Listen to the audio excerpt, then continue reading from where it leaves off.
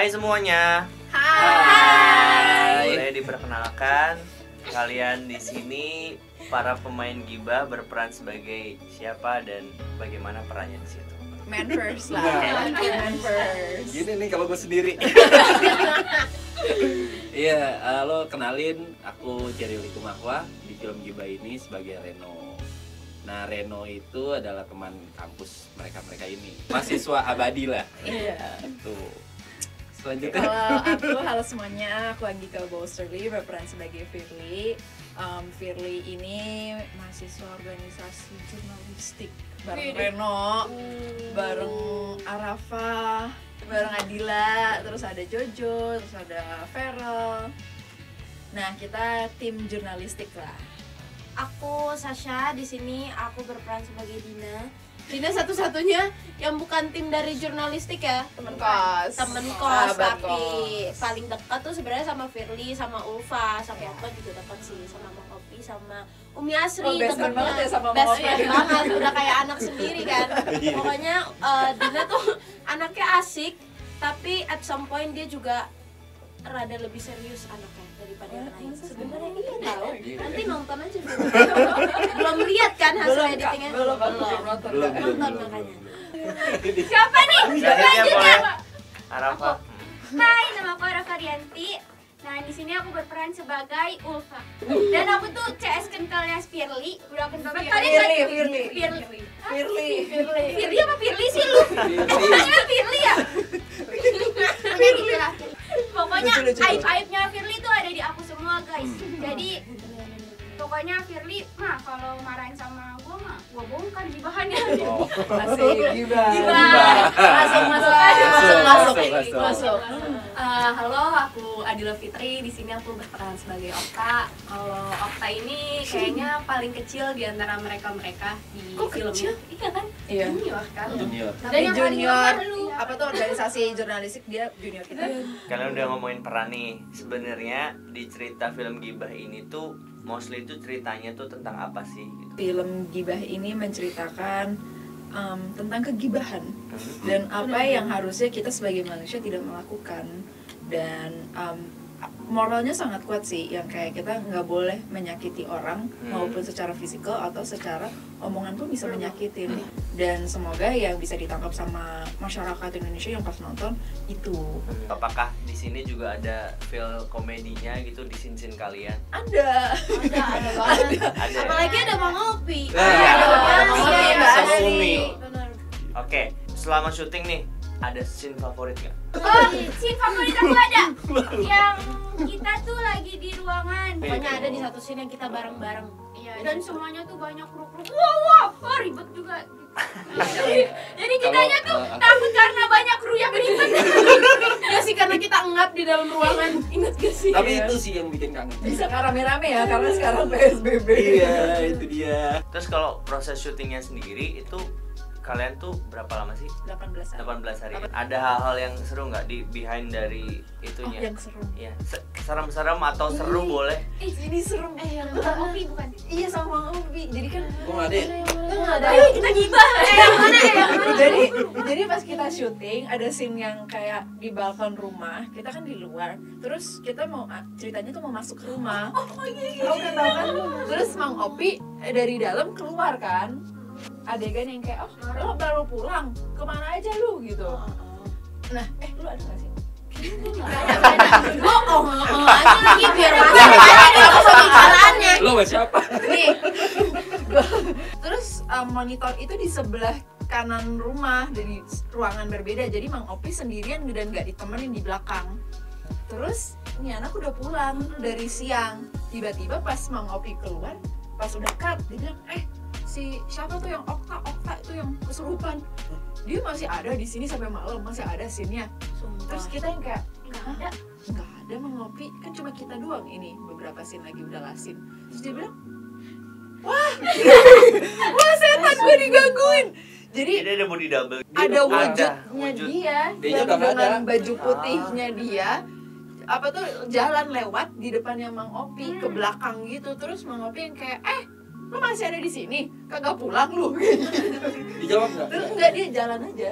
Tapi itu tuh di villa itu yang di Sentul. Di Iya, villa tapi tapi katanya emang di villa Sentul itu tuh emang Nah, horor. Terus ada kru, ada kru, ada kru, benar, ada- memang ada kru. Emang Di situ.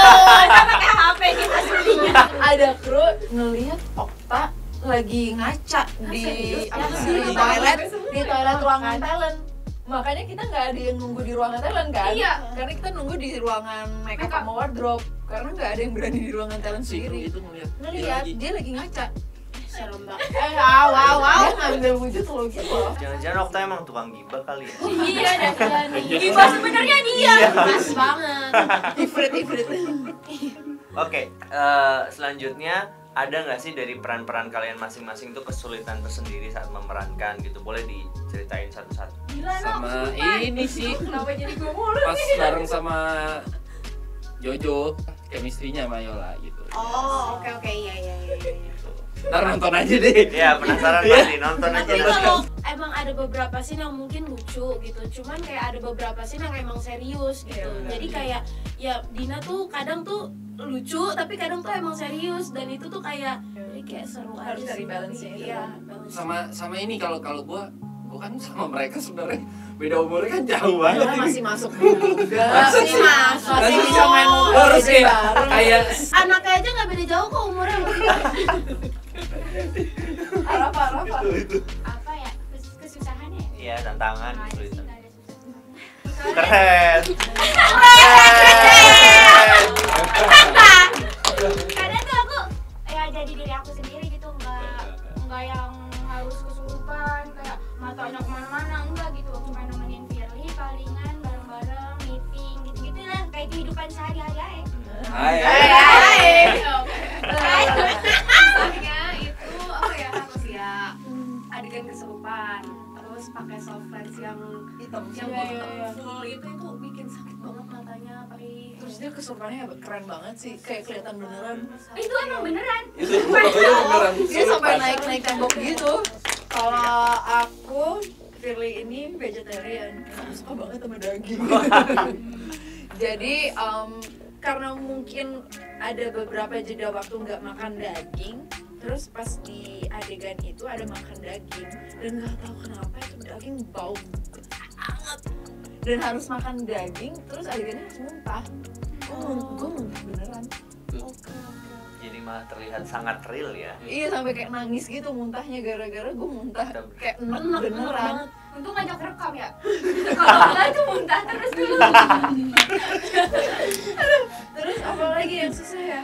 Oh, di pasar. Di pasar lu. Jadi kayak investigasi pasar yang menjual anjing gitu sama hewan-hewan yang harusnya nggak dijual. Terus kayak ada adegan yang kayak anjingnya kayak mau digebuk-gebukin, tapi nggak beneran ya karena cuma ini film. Dan kita syuting itu di bawah pasar dan di pasar basah yang biasanya mereka emang ngebunuh ayam segala macam, bikin baunya itu wah luar biasa. Nadanya coki banget tuh. Oke, dari masing-masing kalian punya karakter favorit nggak? Terlepas dari kalian masing-masing ya. Oh, oke. Satu-satu. Kalau aku sih Okta ya. Kalau gua dia Karena lucu. Kalau gua dia. Nyolong. Karena aku seringnya sama dia kan. Terus kayak, kok ada orang keren banget ya. Bisa banget ya. Bisa banget bagus. Karena seringnya sama dia. Kalau sering sama dia mah gua sama dia. Oh gitu, baik, oke. Bagusnya. Kalau Karena aku seringnya. suka banget sama Ifrit. Oh iya, Dia itu keren diem banget. aja ya. Dia diem aja serem banget. Oh iya Tapi sih. jadi CSB tuh. Sama Umi Asri. Jadi Umi Yang- Asri tuh ceritanya dia punya kelebihan gitu dan dia bisa merasakan Iya. ya Aura negatif ya lah. aura negatif dan dia bisa masuk ke dunia lain. Dia pas masuk adegan masuk keren banget kayak Iya. sekali take oke gitu, so aku kayak keren banget, susah banget lo meranin orang tuh serupa gitu. Mang Opi juga oke tau. Lucu. Iya, dia lucu banget, dia tuh kayak pencair suasana. Jadi kalau Bener-bener. walaupun dibuat tegang banget nih. tapi kayak ada aja gitu, masuknya tuh kayak pas gitu. Pas. Oke, tadi kan sempat dibicarakan bahwa ini ada pesannya juga di balik film horor dan ada komedinya juga, itu tentang gibahnya gitu. Boleh nggak disampaikan pandangan kalian nih pemain film gibah? Sebenarnya sesimpel apa ya? Kayak kita lagi nongkrong gini aja sih. Kita lagi nongkrong kan banyak banget tuh kalau di kampus ya kan, sesimpel itu gini ya. Padahal kita nggak ngerasa, tapi bisa berdampak yang wah panjang. Apalagi orangnya tuh yang kita gibahin buruk, jadi banyak tuh bahan gibahnya sejam.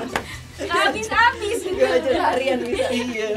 Kalau dari aku ngerasa gibah itu sayangnya kayak di Indonesia udah jadi social culture gitu loh untuk menggibahin orang.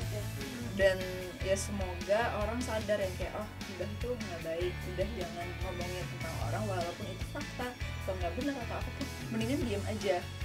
Kalau bahasa Inggrisnya if you got nothing nice to say, don't say anything. Ada di sini, nanti ada di sini. Ada. Mbak, ini Translate. Oke. Kalau aku sih maksudnya gimana ya, kita emang sebagai manusia tuh harusnya lebih ngeh ya sama apapun yang kita ucapkan gitu. Karena kayak sekecil apapun, kayak misalkan kita nyebarin aib orang walaupun mungkin ya emang menurut kita kayak ya udah emang kenapa sih kalau misalkan kita ngomongin dia, tapi tuh maksudnya dampaknya kalau misalkan orang itu tahu atau orang itu dengar pasti dia juga sakit hati, depresi. Benar. Apalagi dengan zaman sekarang yang udah ada media sosial Iya. mana-mana kan. Itu Netizen. Netizen gitu. Gibah online ya. Gibah Itu online. a form of gibah juga loh. Itu juga termasuk gibah juga kan. Bukan cuma lewat mulut tapi lewat tangan juga. Tangan, nulis. Banyak kok kayak korban-korban kegibahan, bullying, jadinya bullying juga gitu loh. Social bullying juga banyak. jangan gibah, bahaya. Apalagi kalau kita yang digibahin ya sedih banget. Kita lagi ngumpul, kalau kita pulang kita digibahin. Sebel banget ya. Janganlah. Karena gibah seperti memakan. Bangkai saudara sendiri. Oke.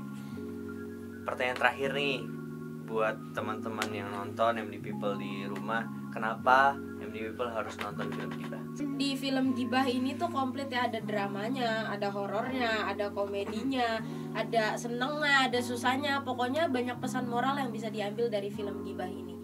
Ini bukan sesimpel film horor yang nakut-nakutin doang, dan kita udah berjuang dan berusaha keras buat film ini, dan semoga juga bisa dinikmatin secara film horor juga. Sebenarnya ini tuh film unik banget sih. Gimana sih kayak Dia nggak terlalu thriller. hal-hal kecil yang ada di kehidupan kita bisa diangkat di film Relatable. gitu. Relatable banget sebenarnya.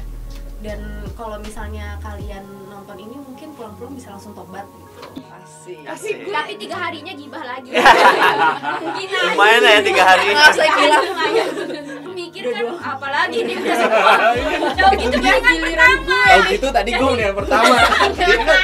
Akhirnya jadinya sama. Iya, di film ini banyak pesan moralnya. Tadi Sama kan? tadi Udah. Iya, jadi Lagi, pokoknya Lagi. Jangan digituin, makin boleh original dong. Jangan enggak, pokoknya harus nonton. Karena udah semua. Karena di sini Pak Jack menjadi Reno keren. Jadi penyelamat kita semua ya. Gimana? Pokoknya selain banyak pesan moralnya, dia juga seru dan menghibur banget. Nah gitu. Jangan lupa nonton film kita. Kalau gibah dipercaya banyak orang, maka mereka akan saling membunuh. Bonoso. Siap bro. Tolongin, saya mau kuleh. Siap.